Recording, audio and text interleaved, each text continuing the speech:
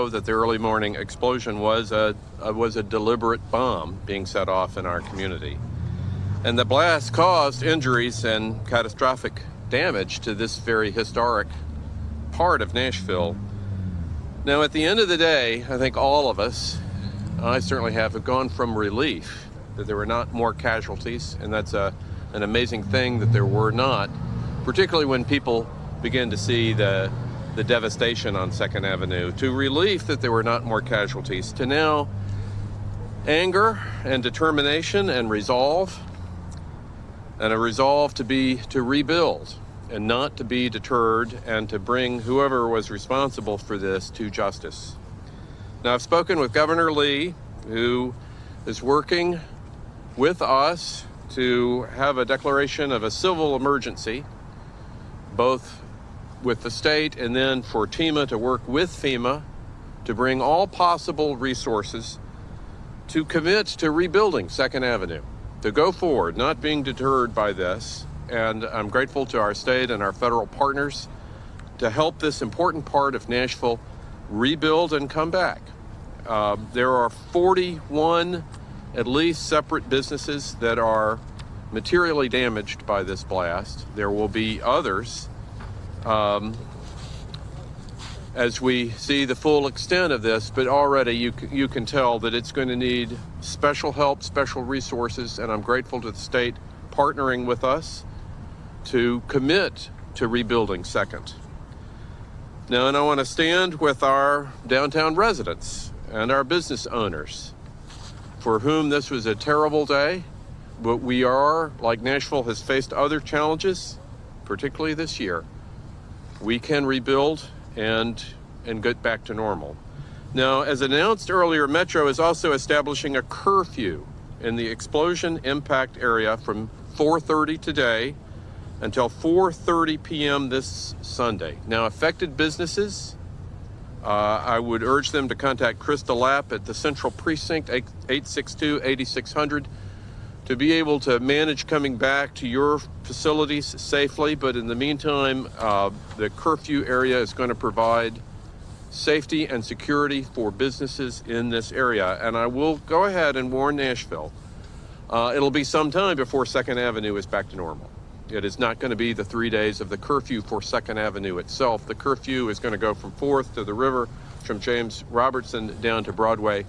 The police are going to take special care with that for the next few days, and our partners at the FBI do have a large crime scene to investigate, and they need to be able to do that work effectively and well. Now, this morning's attack on our community was intended to create chaos and fear in this season of peace and hope. But Nashvillians have proven time and time again that the spirit of our city cannot be broken. But we're not going to rest until those responsible for this outrageous and cowardly attack are brought to justice.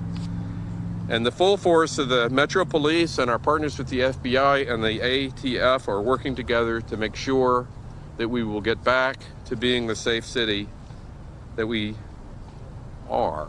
Now, 3 people have been hospitalized as a result of the explosion, are in a stable condition, and my prayers are with them and their loved ones.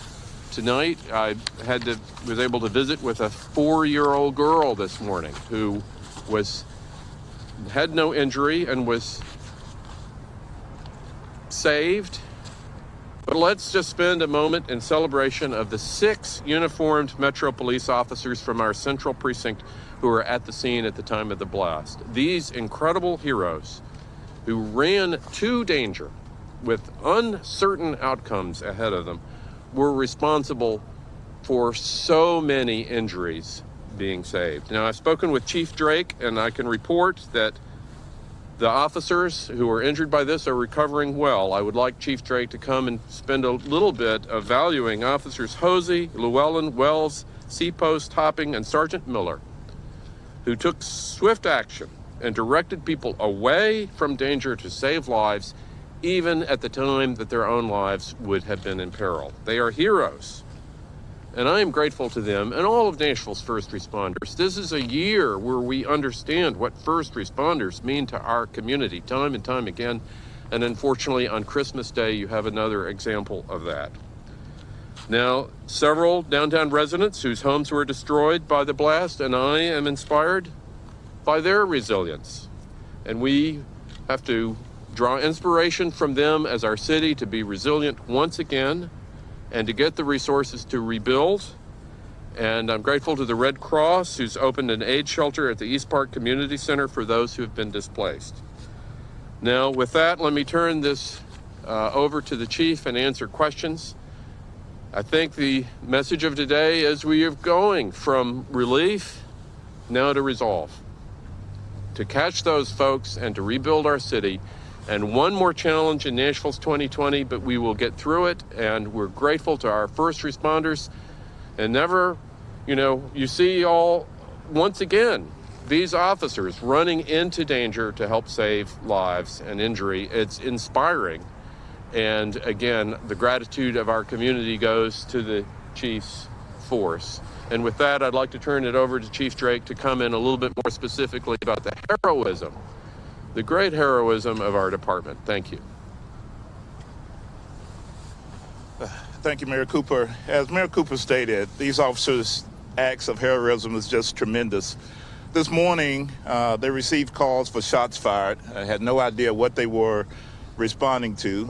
Once they arrived in the area, they heard an RV giving out a message, basically saying that it was going to detonate within a certain time frame, and a countdown would go on, and then it would play music, and then the countdown would start again. The officers immediately began knocking on doors and evacuating residents here, not knowing if the bomb was going to detonate immediately or if it was going to go off in the time that it was stated.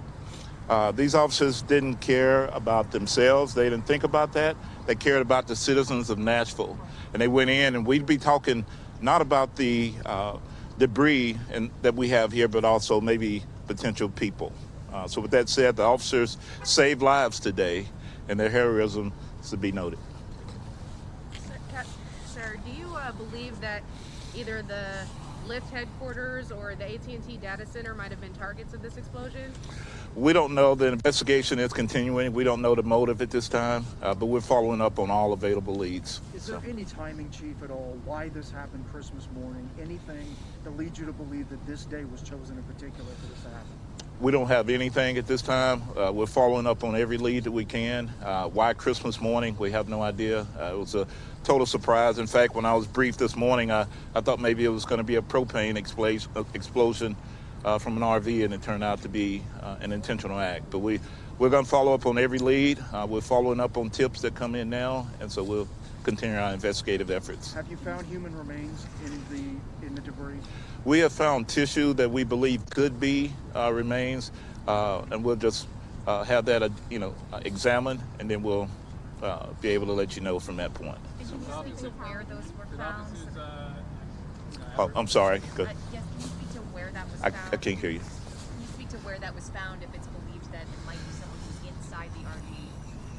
Well, the RV was detonated, so if it was someone inside, we have no idea. It was such a large explosion, but the investigation's continuing. There's matter all over the area down there, and so we'll continue to examine that to see if it is human remains. So. Right now, are you saying that there are no fatalities when it comes to Right now, it's no known fatalities that we know of. So. Just the tissues is what you believe, that you found human tissue in the remains is what you believe?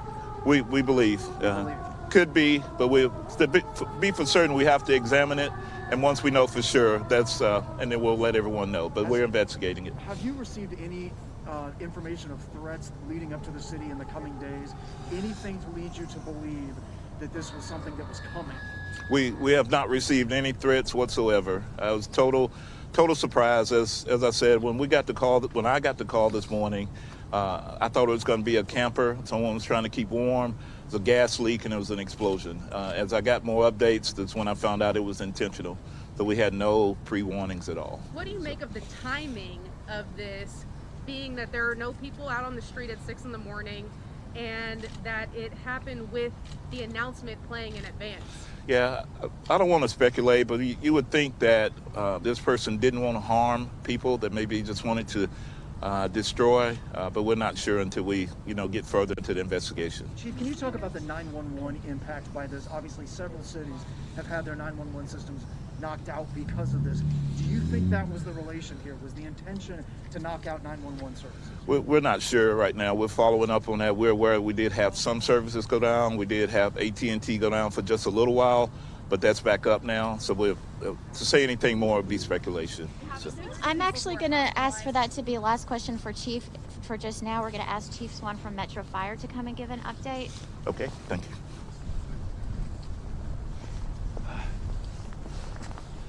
Good evening. I know there's a lot of unanswered questions that we can't answer right now, but some of the things we do want to talk about when we talk about our public safety and fire and police and Office of Emergency Management, the things that we do operate off of the LIP method, where we life safety, incident stabilization, and property conservation.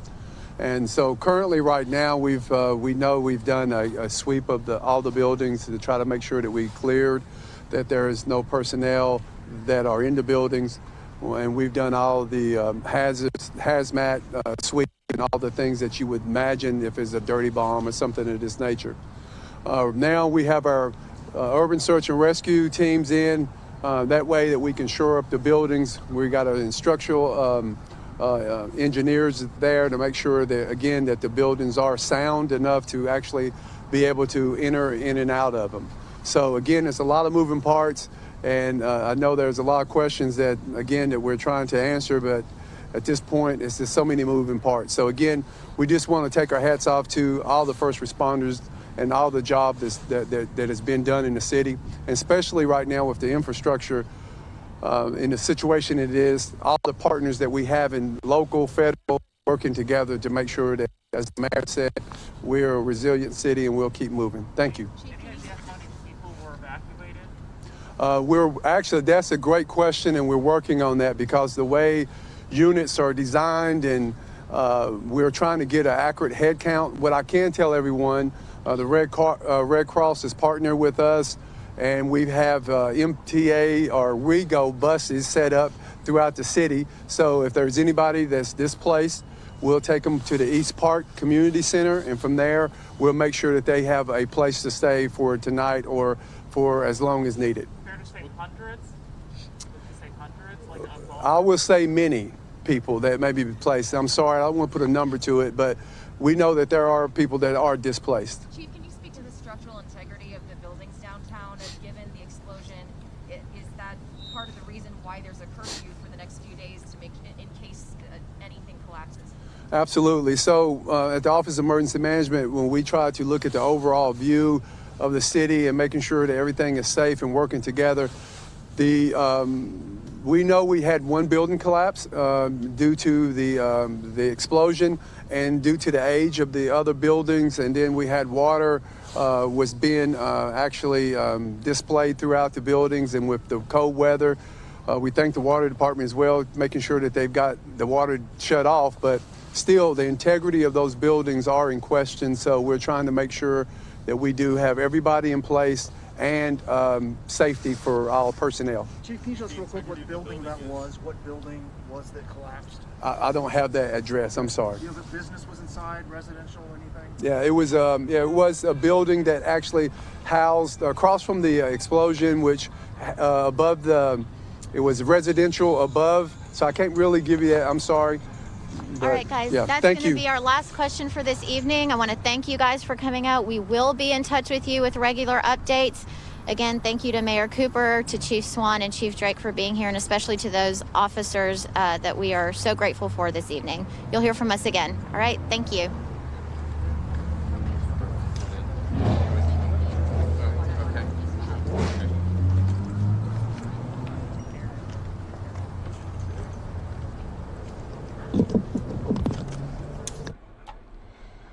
All right, this is Andrew Kraft, and we're just going to recap exactly what local officials there in Nashville said at that press conference, and we're going to have some tweets that we're going to bring up on the screen as well. We just wanted to recap, though, that Mayor John Cooper said initially that an issue of civil emergency has been ordered in order to start the rebuilding process of 2nd Avenue there in Nashville. He said 41 businesses on that street corner, on that street block, have been materially damaged. He said those that committed this outrageous, cowardly act will be brought to justice. He said he's grateful to police and the first responders who, on Christmas Day, responded so quickly to this incident.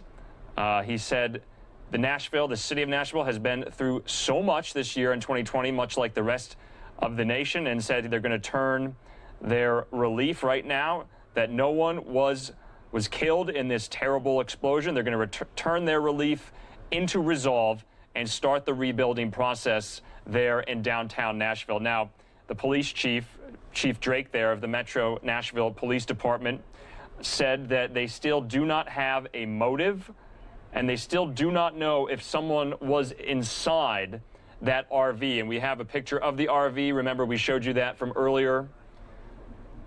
Nashville police put that out on their Twitter account. They say they do not know if someone was inside of the RV at the time of the explosion. Sources, though, did confirm that human remains were found in the vicinity of the explosion. We don't know any more details about that at the moment. But police are still saying at the moment right now that there is no known fatalities that they know of. I want to bring up this tweet. This is Mayor John Cooper of the city of Nashville, says he's signed an executive order to issue a state of civil emergency proclaimed within the area, bounded by James Robertson Parkway, 4th Avenue North, Broadway, and the Cumberland River. A curfew will start at 4:30 p.m. tonight and will be lifted on Sunday, the 27th, at 4:30 p.m.